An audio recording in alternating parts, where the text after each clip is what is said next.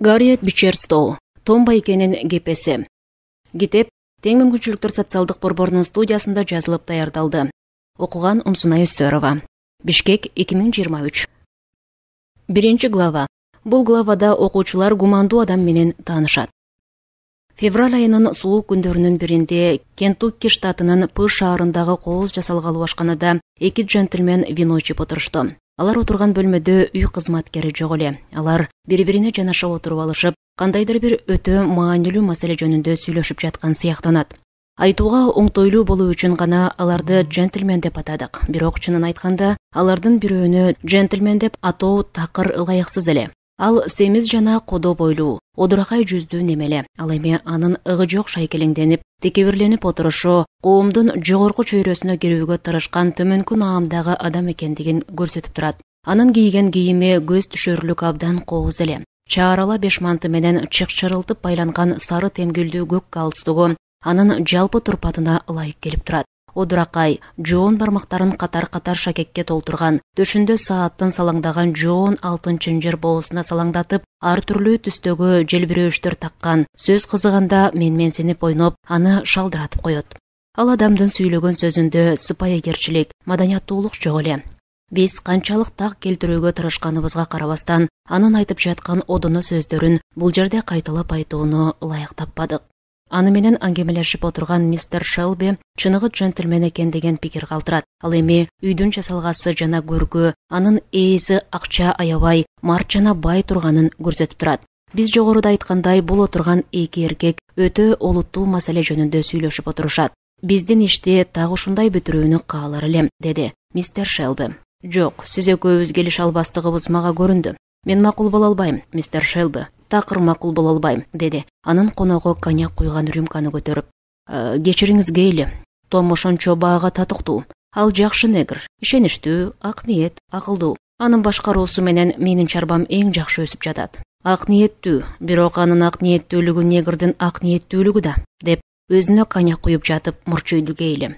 Жок, ал чыныгы ак ниеттүү негр. Том жакшы, акылдуу, такыба негр. Ал чиркөөгө чокуна баштаганына 4 жыл болду. Мына ошондон бери ага ишенип, акчамды да, үйүмдү да, аттарымды да ошонун карамагына койдум. Ал кайда болсо жалгыз барат. Жана эч качан анын ак ниеттүүлүгүнө, берилгендигине шектенүүгө туура келген жок. Негр эч качан такыба болбойт деп көп кишилер айтышат. Менин оюмча ал туура эмес, деп кызыган бойдон сырын жашырбай айтып жиберди да, эки колун жайды Гейли. Быйылкы жылы мен Орлеанга алып барган кийинки топто бир негр бар эле. Ал кимин ырдаса уккуң эли келет. Жөн эле чокунуп жаткандагыдай. Элпектигин, момундугун айтпа. Мен андан чоң пайда таптым. Аны айласыздан бардык байлыгынан ажырап жаткан бир кишиден арзан сатып алган элем. Андан тапкан таза пайдам $600 болду. Эмнесин айтасың? Негирдеги такыбалык буюма болбой, чын болсо, баалуу кымбат товар эмеспи? Томдун такыбалыгы чыныгы товар экенине ишене бериңиз, деди мистер Шелби. Өзүңүз эле баа бериңизчи. Өткөн күздө бир иш жөнүндө аны Цинциннатиге жибердим эле. Ал андан мага $500 алып келмегиле. Ага, Том, сага христианын катарында ишенем. Сен өз кожоюнуңду алдабасыңа ишенем, дедим. Ал барып келди. Антерне мен Кеннедида шек кылган эмесмин. Кара ниет кишилер табылып, аны бузуп да көрүшүптүр. Том, Канадага качып кетпейсиңби дешсе, жок, анта албайм. Кожоюнум мага ишенет деп жооп бериптир Том. Ал жөнүндө мен кийин билдим. Ачыгын айтсам, Томдон айрылуу мага абдан оор. Менин төлөй турган карызымдын бардыгы үчүн баалануу керек эле. Гейли, сиздин жок дегенде бир тамчы уятыңыз болсо, ошого баалайт элеңиз. Бизге окшогон коммерсанттардын уяты канчалык болууга тийиш болсо, менде ошончо бар. Демек абдан аз, деп теги тамашага айландырды. Колдон келишинче досторума жардам берүүгө даярмын. Бирок сиз менден эң эле көптү каалап жатасыз. Эң эле көп. Ал оор үшкүрүп, дагы өзүнө коньяк куйду. Эмесе кандай сунушуңуз бар Гейли? Деп оңтойсуз унчукпай калуудан кийин мистер Шелби тигинден сурады. Томго үстөк кылып бере турган бир бала же бир кыз табылбас бекен? Жок, табылбайт. Такыр айла кеткендиктен гана ушундай ишке мажбур болуп турам. Мен негрлеримди сатууну өтө уят көрөм. Ошол учурда эшик ачылып, 3-5 жашар татынакай Квартирон бала кирип келди. Квартирон чоң атасы же чоң энеси негр болгон киши.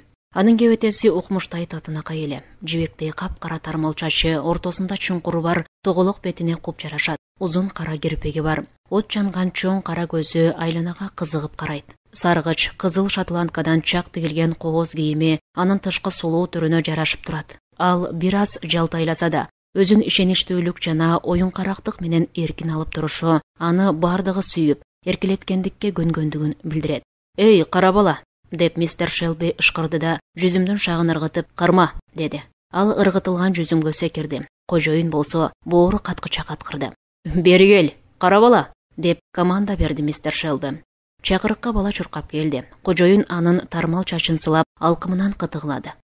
«Кана, джентльменге ырдап, бийлеп берчи!» Бала колу буту бүт денеси менен өтө кызык жана ритмдүү бийлеп, уккулуктуу таза үн менен негирдин наздануу мелодиясын созулонтту. «Бали, бали!» деп кыйкырды да, Гейли ага апельсиндин бир бөлүгүн ыргытты. «Эми каджаганын кызыл жүгүрүгү кармаганда кандай басаарын көрсөтчү», деди мистер Шелби. Көз ачып жумганча баланын ийилгич денеси өзгөрө түштү. Ал бүкрөйдү, бети башын чүйрүп, кабагын бүркөдү. Анан кожоюндун таягын ала коюп, үйдүн бир бурчунан экинчи бурчуна абышкаларча бүкрөңдөй басты. Басып жүрүп, эки жагына түкүрүнүп какырынып да коет. Эки джентльмен катуу каткырышты. «Эми кара бала, Элдер Робинс чоң атаны туура. Ал псалманы кантип окуйт?» Псалма дин окуу. Кичинекей бала толмоч мурду менен жел тартып мурдун көтөрүп, олуттуу түр менен үнүн киркиретип, сыйынуу мелодиясын окуй баштады. «Бали, бали, ой азамат!» деп жиберди Гейли. «Бул бала алыс кетет, бир сөз айтайынбы?» деп ал мистер Шелбини далга чапты. «Муну томго үстөк кылып берсеңчи? Ошону менен ишти бүтүрөлү. Ошондо гана адилеттик болот». Ушул сөз айтылган учурда эшик акырын ачылып, бөлмөгө 25 жаштардагы жаш квартиронка аял кирди. Көздү ушул аялдан теги балага жүгүртсө эле, аял анын энеси экенин билүүгө болот эле. Эне да баласы сыяктуу кирпиги узун, кара көздүү жана ошондой эле жибектей кара тармал чачтуу экен.